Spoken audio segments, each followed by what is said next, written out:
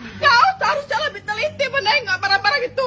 Karyawan Alfamart diamuk ibu-ibu jual produk kadaluarsa hingga sebabkan sakit. Manajemen menyesal.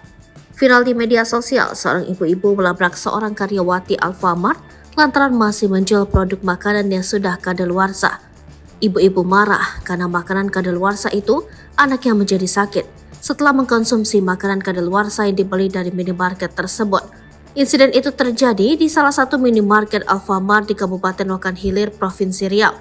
Dalam video yang beredar, tampak seorang ibu-ibu datang menghampiri karyawan perempuan di minimarket berseragam merah.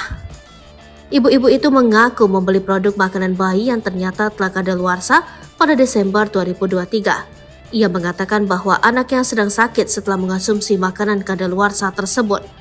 Regional Corporate Communication Manager PT Sumber Alvaria Trijaya, Budi Santoso mengatakan, peristiwa dalam video itu terjadi di salah satu minimarket Alfamart di Kabupaten Rokan Hilir, Provinsi Riau pada Minggu 6 Januari 2024. Pihaknya mengaku menyesal atas pengalaman kurang menyenangkan yang dialami oleh konsumen tersebut.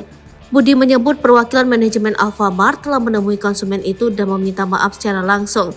Ia mengatakan bahwa permintaan maaf pihaknya diterima dengan baik oleh konsumen tersebut. Selama ini Budi mengatakan bahwa Alfamart secara rutin melakukan stok opening untuk menghindari barang kadaluarsa terjual.